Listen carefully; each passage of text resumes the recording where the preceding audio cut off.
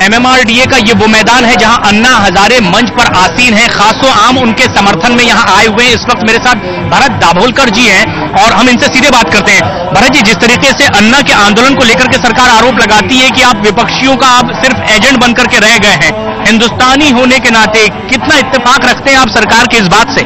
मैं समझता हूं कि ये एक दिशा भूल है, क्योंकि ये आंदोलन जो है वो सरकार के अगेंस्ट नहीं है, ये करप्शन के अगेंस्ट है।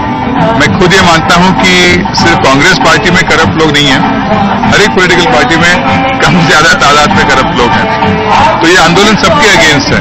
तो जो सरकार मानती है कि ये कोई विपक्षियों का कुछ एक खेल है, तो मेरे ख्याल से बहुत गलत बात है। एक आदमी कोई भी खड़ा रहता है, सामान्य आदमी, करप्शन के अगेंस्ट, तो उनके बारे में ऐसे कहना ये बहुत इमेच्योरिटी का लक्षण है।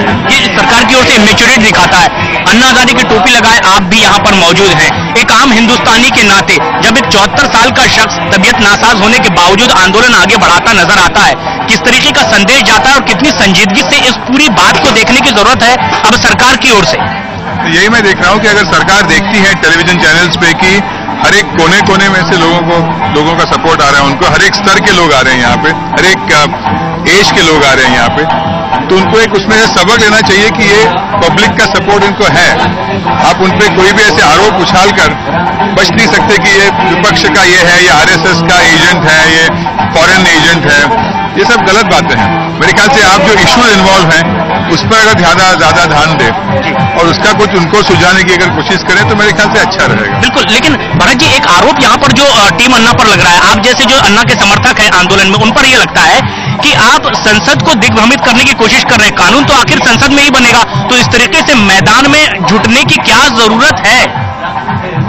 मैं ये समझता हूं कि अगर हम लोग इजिप्ट में रहते होते कि जहां पे हमें डिक्टेटरशिप को बदलना है जो अब तक बदली नहीं थी, तो ये आर्ग्यूमेंट ठीक था।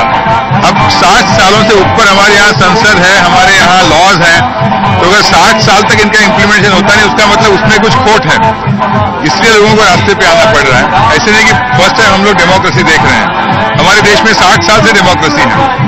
वही लॉज जो सब बात करते हैं वो 60 साल से मौजूद है लॉज, तो क्यों उन पर कोई कार्रवाई क्यों नहीं होती है? लेकिन एक भरत जी, जो आरोप सीधे सीधे सरकार की ओर से लगाए जाते हैं कि कानून अगर संसद में ही बनना है और वहां जो लोग बैठे इसी जनता के चुने हुए प्रतिनिधि हैं, तो थोड़ा सब्र क्यों नहीं कर लिया जाता, जबकि संसद में भी अभी इस वक्त चर्चा चल रही है कि किस तरीके का कानून बने? तो अगर ये अन्ना का आंदोलन दिल्ली में होता कि जो MPs को अंदर जाने से रोकता, तो मेरे ख्याल से ये आरोप लग सकता था। अगर ये बंबई में है तो ये सिर्फ एक डेमोन्स्ट्रेशन है कि लोगों की शक्ति अभी भी हमारे साथ है। उस पर लोकसभा या राज्यसभा की उनके प्रणाली पे कुछ फर्क नहीं पड़ता। यहाँ से सिर्फ लोगों को ये दिखाना है कि हमारे साथ लोग हैं देश के कोने कोने में, बस ये एक प्रेशर पॉइंट है ये, बस और कुछ नहीं। लेकिन भरत जी, अब जिस तरीके से आंदोलन पिछले कई दिनों से चल रहा है, रूप बदलता जा रहा है वक्त के साथ साथ। अब हो ये रहा है कि सरकार के खिलाफ अन्ना ने जो आवाज बुलंद की थी, अब ये शक्ल अख्तियार कर रहा है अन्ना टीम वर्सेस कांग्रेस। क्या आपको लगता है कि कहीं रास्ता भटक ना जाए, क्योंकि कांग्रेस हमलावर है, टीम हमलावर कांग्रेस पर है? ये एक डेंजर है इसमें, लेकिन ये अनअवॉइडेबल है, क्योंकि अगर कोई अपोनेंट आपके सामने खड़ा रहता है तो जैसे सरकार ने बहुत प्रयास किए कि उन पे कीचड़ उछालें, इनके कोई करप्शन के कोई केसेस निकालें, उनके कुछ भी बद व्यवहार हो तो उनको बाहर निकालिए, तो चलता ही रहेगा।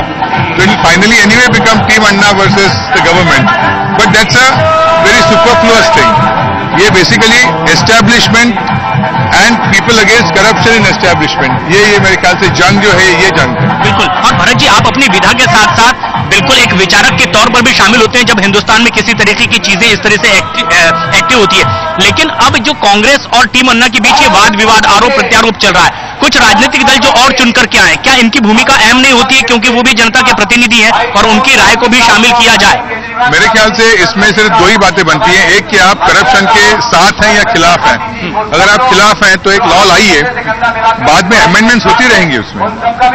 आप लोग ये भूल जाते हैं कि लॉ एक बार आने से वो परमानेंट लॉ नहीं होता।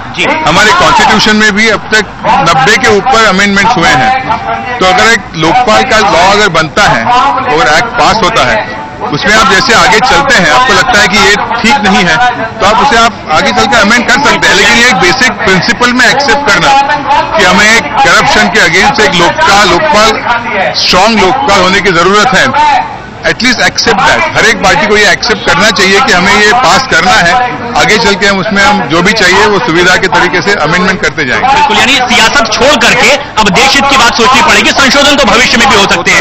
भरत जी, हमसे बातचीत करने के लिए धन्यवाद आपका बहुत बहुत। भरत दाभोलकर ये मानते हैं कि ये लोकपाल एक सशक्त रूप में सामने आए, अगर इसमें कोई गुंजाइश है तो संशोधन इसमें भविष्य में भी किए जा सकते हैं।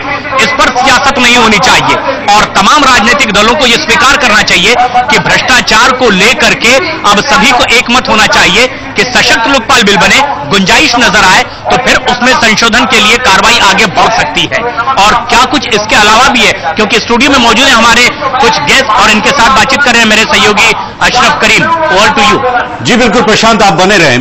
आपने